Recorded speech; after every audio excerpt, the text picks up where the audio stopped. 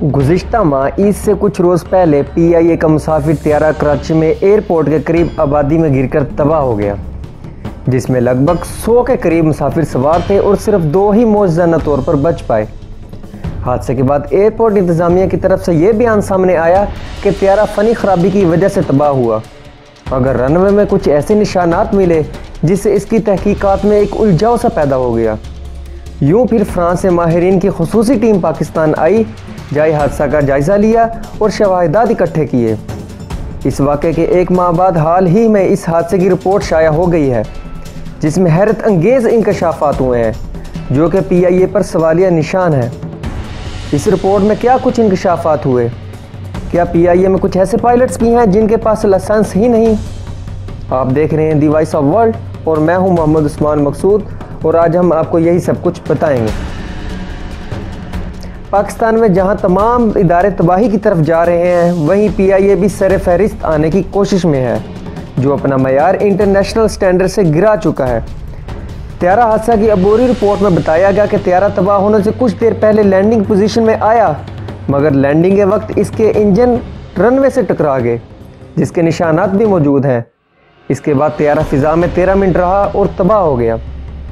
Report के मुताबिक त्यारा pilot और एयर ट्रैफिक कंट्रोलर की गलती से तबाह हुआ, क्योंकि त्यारा लैंडिंग से पहले ज़्यादा ऊंचाई पर था और कंट्रोलर ने पायलट को बुलंदी कम करने का कहा, मगर पायलट ने उसे नज़रअंदाज कर दिया। लैंडिंग के वक्त त्यारे की बुलंदी कम से कम 2500 फीट होनी चाहिए, मगर फ्लाइट डाटा रिकॉर्ड के मुताबिक त्यारा 7200 फीट की बुलंदी पर था, जो कि बहुत ही ज़्यादा है। बस इसी बात पे इक्तफ़ा नहीं, वफाकी वज़ीर हवाबाजी के एक बयान के बाद PIA की बची खुची साख भी ख़त्म होगी। वफाकी वज़ीर हवाबाजी ग़ुलाम सरवर का कहना है कि PIA के 850 फ़ाल पायलट्स में से 262 पायलट्स तो ऐसे हैं जिनको मशकूक करार दिया गया है।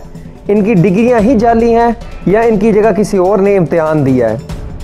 निजी चैनल ARY के प्रोग्राम में गुफ्तगू करते हुए उन्होंने कहा है कि जो भी पायलट्स मशकूक हैं वो अब जहाज़ नहीं उड़ाएंगे और इनकी फ़्लाइंग रोकने की हिदायत कर दी गई है। इनका कहना है कि त्यारा हादसा की अभी अबूरी रिपोर्ट आई है, मुकम्मल रिपोर्ट रवां साल ही आ जाएगी।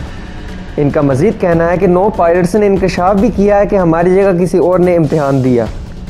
अगर हम पायलट्स के इम्तिहान का पस मंज़र देखें तो 2012 से पहले पायलट्स को 2 इम्तिहानात के नतीजे पर लाइसेंस जारी कर दिए जाते थे, मगर 2012 के बाद उसे बदलकर 8 पर्चों पर मुश्तमिल कर दिया गया और इसके साथ 22,000 सवालात का डाटाबेस बनाया गया, जिन्हें मुकम्मल करने के लिए कभी महीने कभी साल लग जाते हैं।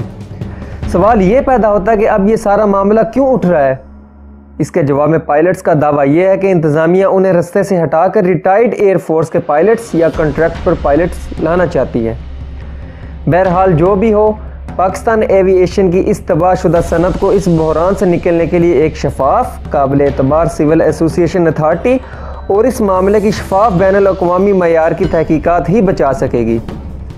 हाथ उलझे हुए रेशम में फंसा बैठे हैं, हाथ उलझे हुए रेशम में फंसा बैठे हैं, अब बता कौन से धागे को जुदा किससे करें? आपके ख्याल में PIA समेत तमाम इदारों की तबाही का ज़िम्मेदार कौन है? कमेंट में ज़रूर बताइएगा और हमारे channel the voice of world को ज़रूर सब्सक्राइब कीजिएगा। शुक्रिया।